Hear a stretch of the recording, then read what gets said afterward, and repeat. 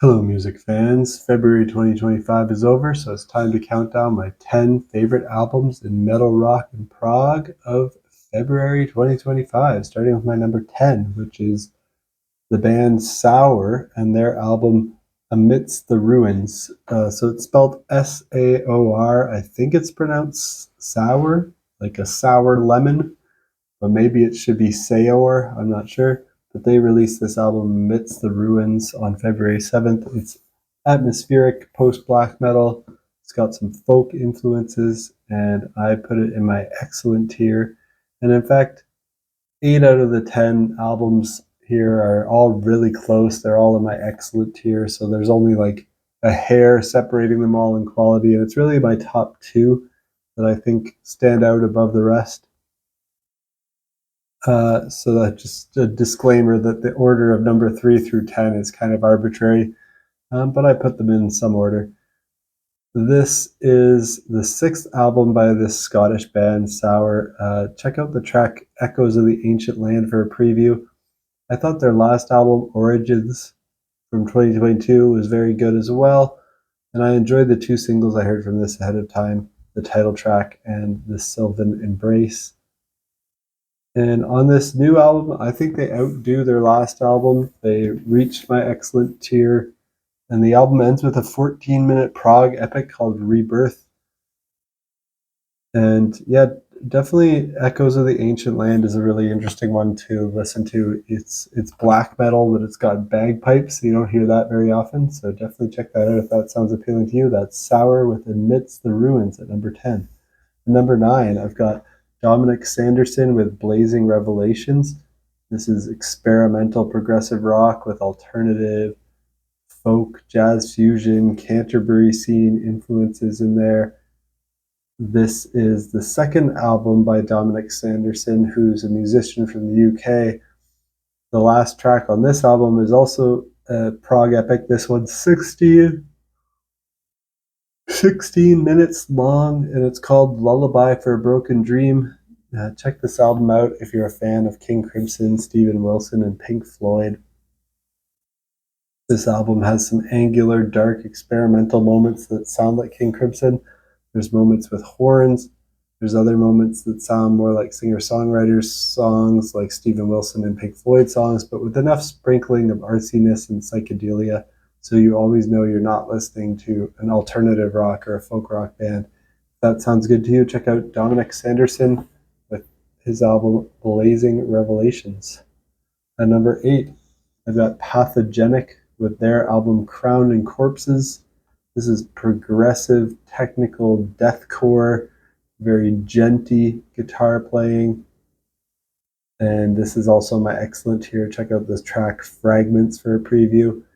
This is the third album by Pathogenic. They're an American band. They're kind of like the Faceless meets Meshuggah.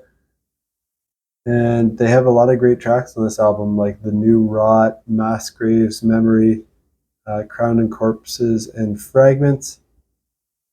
Fragments is track 5, and it's my current favorite because it has some slower moments with clean vocals on here, which I found were much needed by that point in the album. After being bludgeoned by the first 4 tracks of intensity, a lot of brutality, this 5th track even has some acoustic guitars and synthesizers. So it was a nice break from that, but it also goes hard and intensely brutal at parts too, where it needs to. That sounds good to you. Check out Crowned in Corpses by Pathogenic. At number 7, we've got Havukruunu with Tavastland. This is melodic black metal with folk and atmospheric black metal influences, or pagan black metal influences in there as well. And my favorite track right now is the title track, Tavastland. This is the 4th album by Havukruunu. They're a Finnish band. I thought their last album from 2020 was excellent. I enjoyed the singles I heard from this album ahead of time, the title track and Havukruunu Ja Talden Varjo. Excellent tracks. And they just continued the excellence they displayed on their last album. Even though I'm not the biggest black metal fan, I've I have been getting into black metal more lately. I tend to like the progressive and cinematic black metal music. This, while not being the most progressive black metal out there, definitely has some progressive spirit. They've got 3 songs over 6 minutes in length, 1 over the 10-minute mark. The guitars here are really melodic. In addition to typical black metal shrieks, they've got melodic singing that often sounds like group vocal chants done by Vikings. On this release by Havukruunu, all of the song titles and lyrics are in Finnish, so they're hard to pronounce for us English-speaking folks who don't know how to speak Finnish. And unlike a lot of black metal, I actually think the production on this album by Havukruunu is great. It sounds really great.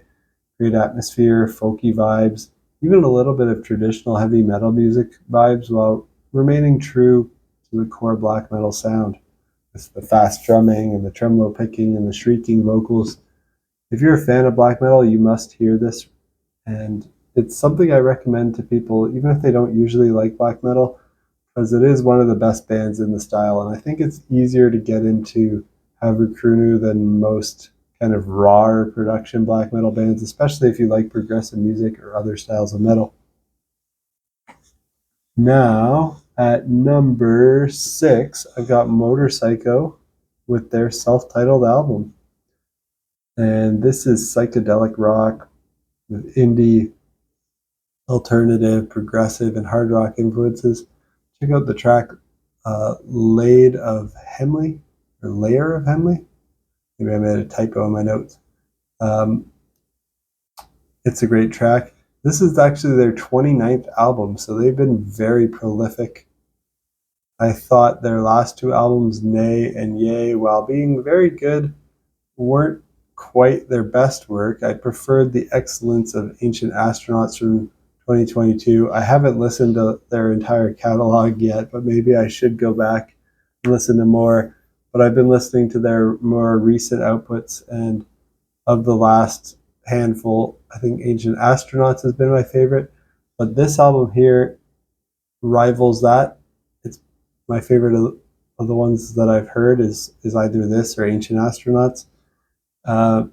Definitely check this out if you're a fan of King Gizzard and the Lizard Wizard, especially their album Omnium Gatherum. This one is very jammy and also has a lot of variety, like Omnium Gatherum by King Gizzard. It has time signature changes. It's a fun listen. The second track, Layer of Hamley, reminds me of the Tea Party and Led Zeppelin, and just how they riff around on an acoustic and open tuning. And the 8th track here is a 21-minute prog epic called Neo Sar, The Second Coming. There's some pretty catchy, groovy stuff on this album, but then there's also other stuff that's dissonant, atonal, and noisy, like some of the more experimental moments from King Crimson's catalog. So this is a wild ride. If that sounds good to you, check out Motorpsycho by Motorpsycho. At number 5, I've got Pattern Seeking Animals with their album Friend of All Creatures. Another one in my excellent tier. This is progressive rock. Check out the track The Seventh Sleeper for a preview. This is the 5th album by Pattern Seeking Animals. They're an American band formed by current and former members and collaborators of the great bands Spock's Beard. And this album continues the excellence displayed on their first 4 albums. And it's definitely a must-hear if you like Spock's Beard, or if you like progressive rock music that has catchy melodies, focuses on melodic ideas instead of heaviness and technicality. Even though you can hear the players here have technical chops for sure, they play in a restrained way. And of course, this one's all clean vocals, so a lot easier to get into than a lot of the albums on my list that have harsh vocals. So for people who don't like harsh vocals, this one's pretty safe. This one's like pretty easy to play around anybody, really. Same thing with Motorpsycho. Motorpsycho maybe pushes the boundaries a bit more, but they don't have any harsh vocals either. So if that sounds good to you, check out Pattern Seeking Animals and their album Friend of All Creatures. At number 4, I've got Obscura with their album Sonication. This is technical death metal with progressive influences. Also my excellent tier. Check out the track Silver Linings for a preview. This is the 7th album by this German band, Obscura, and I love almost all their work, and I expected this to be similarly excellent. If you're a fan of tech death that has a bit of a progressive edge to it, like the Faceless or Cynic's first album, definitely check this out. A bit of controversy around this one, where the former touring member Alex Weber claims he wrote some of the bass parts before he left the band, and he said that he got written confirmation that the material would not be used, but it was used note for note. So that's not good if that's true. Hopefully they'll give him a writing credit, they'll share royalties, they'll do whatever they agree is fair, or maybe there's going to be some kind of lawsuit or litigation or court case or whatever. I don't know what's going to happen there. It's a bit of a blemish on this album, but the music, even though that leaves a bad taste in my mouth, the music's great. Just fun to listen to, great playing. If you like technical death metal, this is just one of the best bands in that genre, I think. Um, Speaking about plagiarism, I also thought the lead guitar at 253 to 307 of the track Beyond the Seventh Sun, it sounds a lot like the guitar solo from Sea of Lies by Symphony X, which is a guitar solo I love, but I noticed that and I was like, that sounds a lot like it. So I wanted to call that out as well. So not really, maybe not a band that all their riffs are original, but just really, really well done tech death. And number 3, we've got Killswitch Engage with their album This Consequence. This is melodic metalcore, and it's the last one on my list today that's still in my excellent tier before I move up to my near masterpiece tier. So this one, check out the track Abandon Us for a preview. This is Killswitch Engage's 9th album. They're an American band, and they're one of the best metalcore bands of all time, I'd say. They are consistently excellent. My main critique of them is a lot of what they do sounds the same, and I was hoping they'd take some more risks on this album and branch out.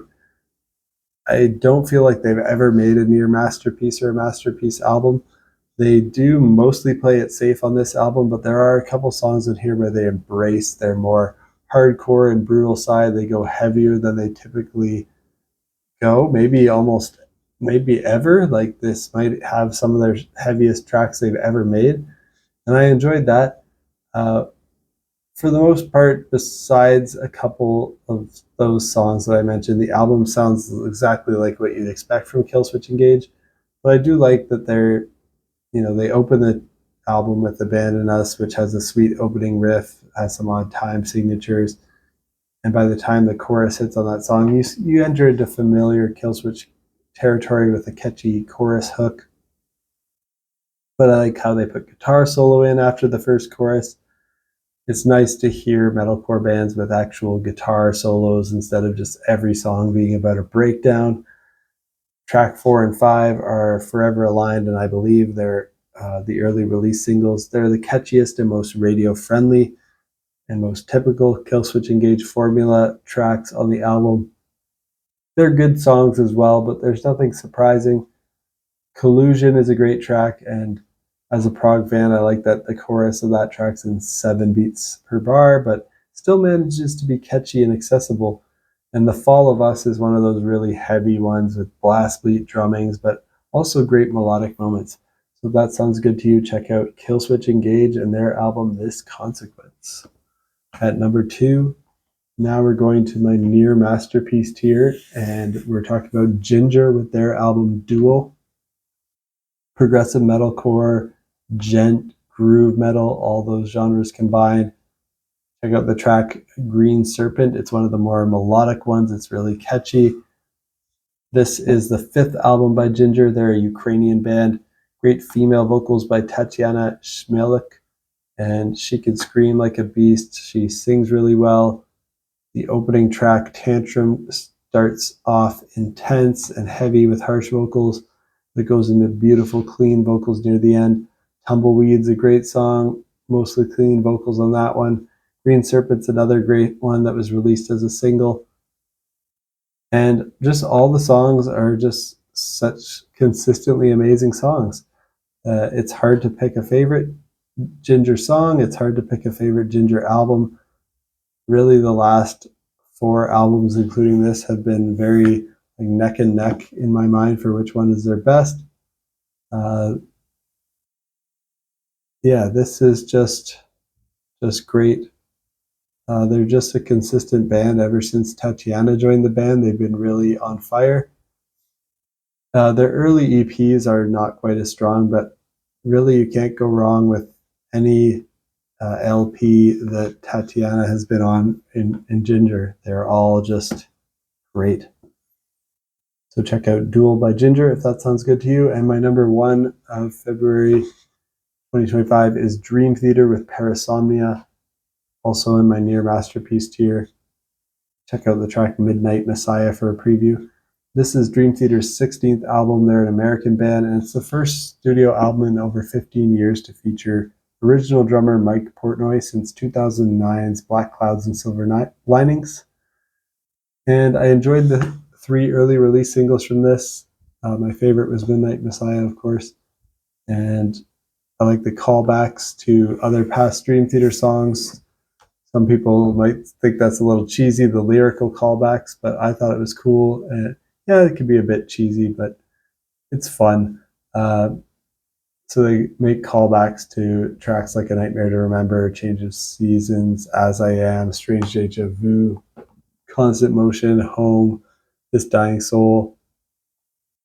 I think there might have been musical and lyrical references looking back their discography, while the song preserves its own identity as well. So this album, Parasomnia, while not Dream Theater's best, I still consider it a near masterpiece. I think a lot of what Dream Theater does is near masterpiece, but they've made masterpiece albums before, like Metropolis Part 2, Scenes from a Memory, and Images and Words. So they've definitely made better albums than this. It's nowhere near their best. It may be just kind of middle of the road for them. But I think I like this better than A View from the Top of the World. And Mike Mangini's drumming in Dream Theater while he was in the band before Mike Portnoy came back was amazing. I just want to give him props for his time in the band. But there's something iconic, musical, and almost melodic in Mike Portnoy's playing that just fits the band so well. It is great to have him back. And on this album, I even like the ballad Behind the Clock, which has a great guitar solo that gives me goosebumps. And on a lot of the Mangini era albums by Dream Theater, some of the ballads were a little bit on the cheesy side and not really my favorite tracks on the album. On this one, it's great to hear that they actually have a great ballad. And I like how they close the album with an over 19-minute prog epic called The Shadow Man Incident. A great song, maybe a contender for the best song on the album, although Midnight Messiah, it's probably between that and Midnight Messiah for me. They don't push the boundaries too much on this. That would be my critique. That's what's holding it back from masterpiece. They don't really explore any new territory for Dream Theater. It's very much like, if you know what Dream Theater sounds like, you know what this album's going to sound like. It's a little bit on the heavy side for them, but if you like Dream Theater music in general, you should like this. It's just another masterful execution of this style of prog metal from the legends themselves. They popularized the genre of prog metal, and all the players in this band are just truly amazing. So that's it for my top 10 albums of February 2025. What are your favorites that you heard in February 2025? Let me know down below in the comments. I'm always looking for new, great metal, rock, and prog music, or even some things just a little bit outside of those genres I might dabble in. You know, some like jazz or jazz fusion or something, or even some pop from time to time. So let me know what you've been listening to that you like down below, and let me know what you think of my list. Have you heard any of these? What do you think of the albums on this list? Did my description inspire you to check any of these out? And what did you think of it if you checked it out? And stay tuned for my next video. I know some cool stuff is coming out in March. I expect I'll be talking about Jethro Tull, Spirit Box, Whitechapel, Car Mechanic, Ghost of the Machine, Echolin, Cryptosis, and I might even check out a pop album by Lady Gaga. We'll see. That's all coming out March 7th. So stay tuned to the channel for my first impressions on those albums, and peace out.